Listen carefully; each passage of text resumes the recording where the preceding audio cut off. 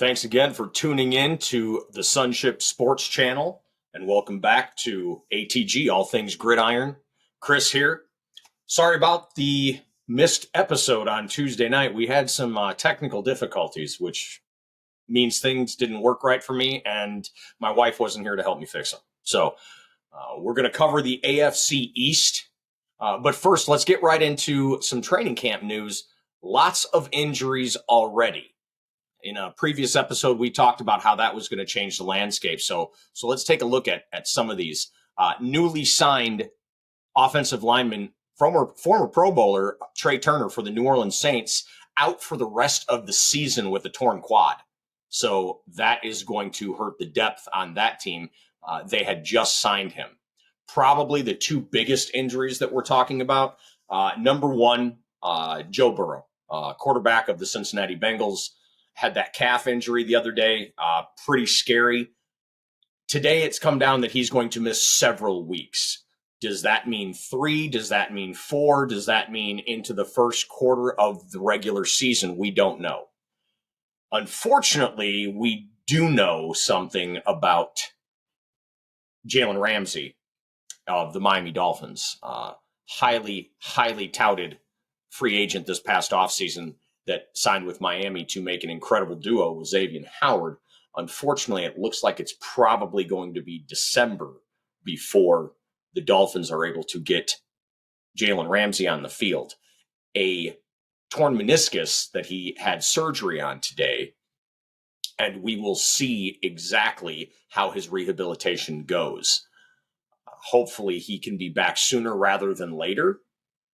If he is back sooner rather than later and Miami is still in playoff contention, that is going to be a nice duo at cornerback for them, especially in a division that has Aaron Rodgers and Josh Allen in it.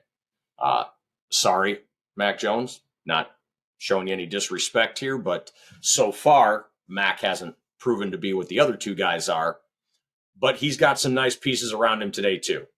And we're going to talk about that during this episode. So let's get right into it. We're going to start with the team that I think is going to come in last place in the division, and that is the aforementioned New England Patriots. New England has made some improvements, I believe, this offseason. Really the first season I've seen Bill Belichick go out and spend a boatload of money. Some on offense, some on defense, but Matthew Judon, really nice pass rushing piece to complement the other pieces on that defense with Lawrence Guy and Devon Godchow, Dietrich Wise, Josh Uche, Christian Barmore. So you have some pieces in that defensive front. New England always runs that crazy defense where you never know if somebody's a defensive tackle or a safety. So you're not quite sure where everybody's coming from. I do think that they have some nice roving linebackers, though, with Jelani Tavai and Jawan Bentley. I think those are a couple of nice pieces there. And then that secondary, I think Kyle Duggar is one of the best up and coming safeties in the NFL. I don't think I'd get much of an argument there. You have the elder statesman Adrian Phillips back there as well. The Jones triplets at the cornerbacks with Jonathan, Marcus, and Jack, and then their first round draft pick Christian Gonzalez. So I think that they're going to have a nice defense. The bigger question, obviously, the offensive side of the ball. What is Mac Jones' ceiling? Is Mac Jones just someone who's going to be, maybe a B- quarterback his whole career, or with newly minted offensive coordinator bringing him back, Bill O'Brien, is Mac Jones going to be able to take that next step? Now, obviously, last year, I don't think the Patriots did him any favors. They basically had a defensive coordinator as their offensive coordinator, and we all saw how that transpired. But they did go out and sign Mike Gesicki at tight end from the Miami Dolphins, pair him up with Hunter Henry. That's a really nice tight end room. And then they went out and got Juju Smith-Schuster to actually be a legitimate number one wide receiver to go along with guys like Devontae Parker, the speedster Tyquan Thornton and his 4.21 40 time. And then had a couple of, don't forget Kendrick Bourne is there, and then Kayshon Boutte out of LSU and Demario Douglas that they got in the 6th round. So there are some youthful pieces there. Ramondre Stevenson, Pierre Strong, not an incredible running back room, but when's the last time you saw the Patriots win with just rushing the football? Even in the Tom Brady years, their running backs were largely used as decoys, and the short 5-yard passes to their running backs were their running game. So we'll see how that transpires. Bill O'Brien has been in that organization before. Him and Bill Belichick know each other very well. I think New England has improved this year, but I don't think that they're good enough to pass up the talent that is in the rest of that division. Moving right along, the third place team in that division, I believe, is going to be the Miami Dolphins. And one of the reasons for that, at least right now, is obviously you got to talk about it, the injury to Jalen Ramsey. I mean, he was signed to shut down the two guys that are ahead of the Dolphins right now, at least in my rankings. We'll start with their defense as well. Javon Holland and Brandon Jones at safety, pretty nice, but doesn't, again, jump off the page at you. It was going to be the Xavier Howard and Jalen Ramsey show in that secondary, and now it's the Xavier Howard show. Probably the top two guys that are supposed to take Jalen Ramsey's position is second-round draft pick rookie Cam Smith or Kader Coho. Pardon me for butchering the name, but Coho is supposed to be the slot corner. If they have to move him to boundary corner, that is going to change things up. But like I said, they did get a second-round draft pick in Cam Smith out of South Carolina. He played a bunch of SEC wide receivers, did a good job. Runs just over a 4.40, so he's got some legit speed. It seems like everybody runs a 4.40 now that comes out of college, but we'll see how that goes. I do like their roving linebackers, David Long Jr. and Jerome Baker. I think make a really nice tandem. Their pass rushers, Bradley Chubb and Jalen Phillips, Andrew Van Ginkel, Malik Reed. Nice, but not as good as some of the others in the division. I do like their defensive line. Christian Wilkins, it starts with him. Christian Wilkins is an absolute beast. He does a great job for them.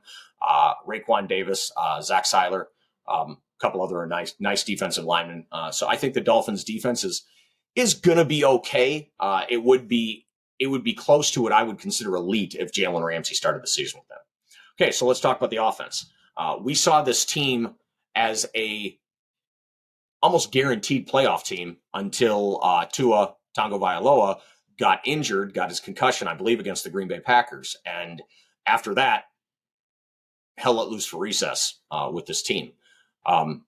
You got Raheem Mostert and Jeff Wilson and now the rookie Devon Achane and his 4.3 speed in that running back room. That will help. It seems the Dolphins are all speed. You look at that receiving core of Tyreek Hill, Jalen Waddle, and Braxton Berrios, who is a nice pickup from the Jets as not just a slot receiver, but a very nice kick returner. It's all speed there.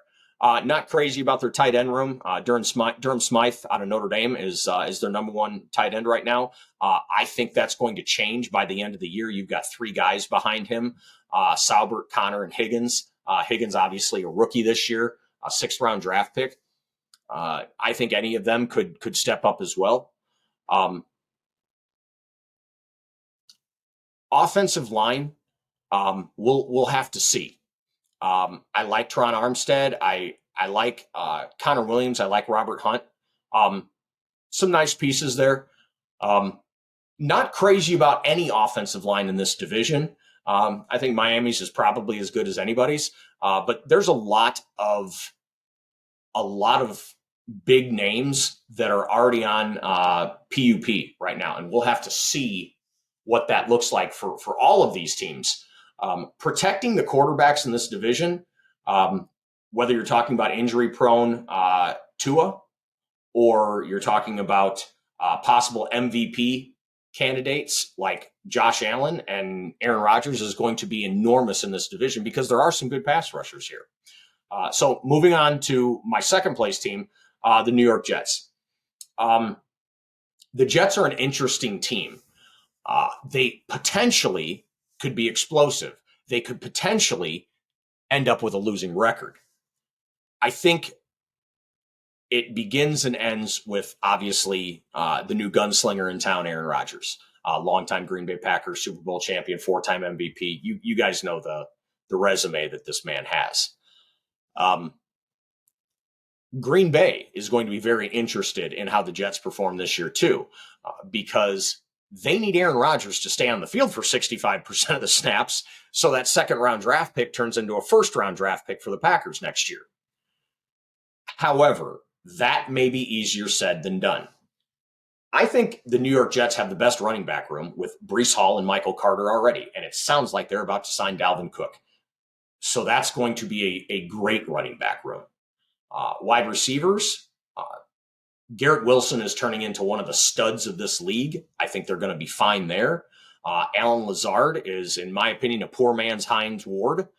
Great blocker, but doesn't have necessarily the reception potential that a Hines Ward does. Mecole Hardman has a lot of good athleticism, a lot of speed.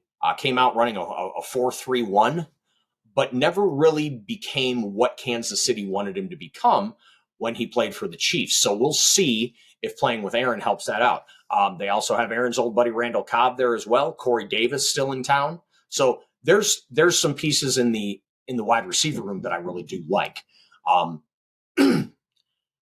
Tight end, Tyler Conklin, CJ Uzoma. I think Aaron will probably bring out more in them than what most quarterbacks would. I don't think those guys by themselves, they're not Darren Waller, they're not George Kittle, they're not Travis Kelce. They're a couple of complementary pieces. I don't think they're going to be called on enormously in the passing game. We'll have to see. But let's get to that offensive line because it's dreadful. It really is. You have Dwayne Brown, who is 37 years old now as their starting left tackle. And the only reason he is because Mekhi Becton, their first-round draft pick from 2020, has not been able to beat anyone out and take that left tackle job. They were going to move him over to right tackle. Right now, it looks like Max Mitchell is the favorite to win right tackle in that right tackle battle between him and former Green Bay Packer. This whole team is former Green Bay Packers. Billy Turner. Becton is right now, he's got a knee injury, but Dwayne Brown has a shoulder injury. And they're not what you'd consider great pieces at this stage of the game.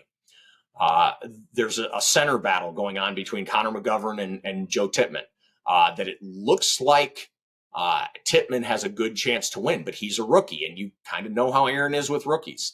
I think Elijah Vera Tucker and Laken Tomlinson are easily the two best pieces on this offensive line, being the interior guards. But who's guarding your quarterback's blind side? Who's making sure that these elite pass rushers that you're going to have to face week in and week out are not tattooing your starting quarterback? So I'm not crazy about the offensive line. I'm not crazy about their offensive coordinator. Nathaniel Hackett was a disaster last year in Denver, and he's an offensive guy. Denver's offense was brutal. Now, maybe because Aaron knows the offense better than what Russell Wilson did, it's going to look better in New York.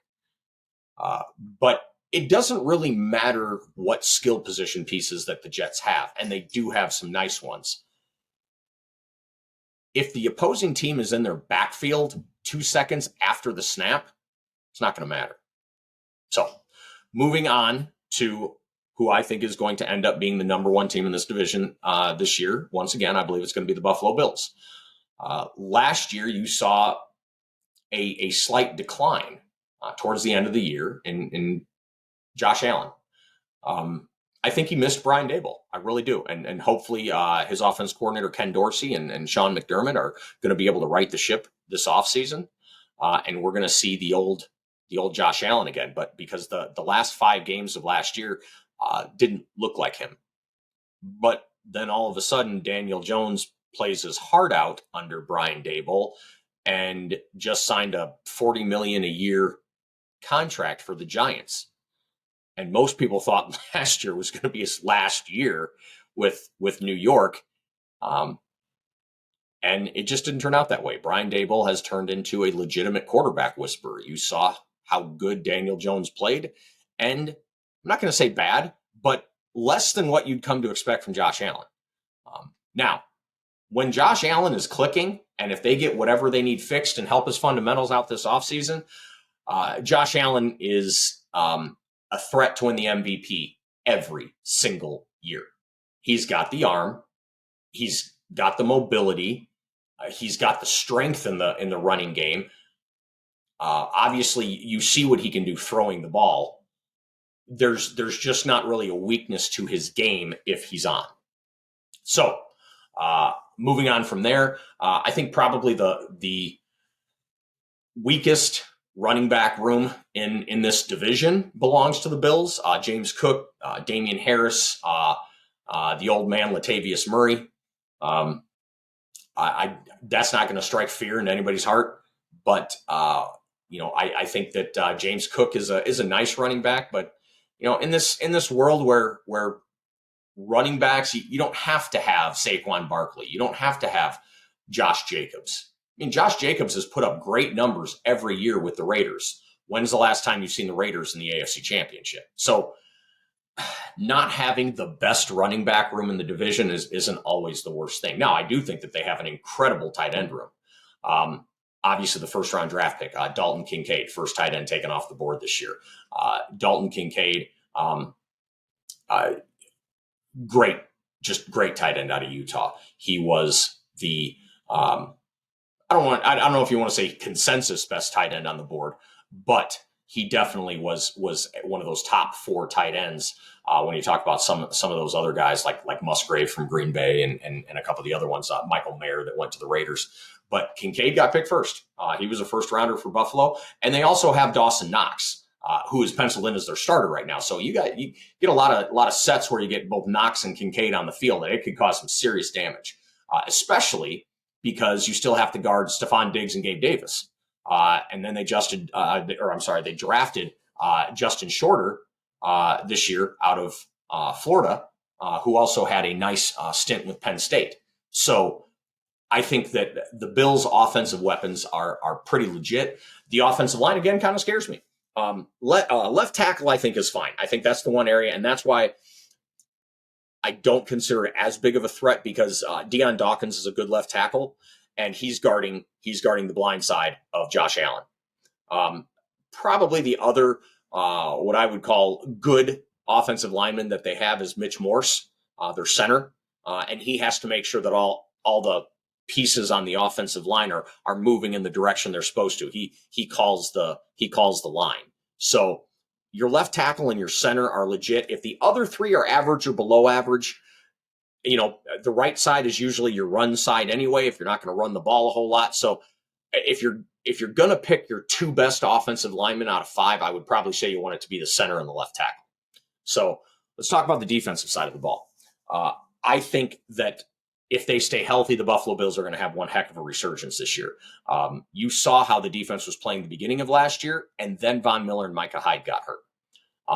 The pass rush and the secondary have a symbiotic relationship.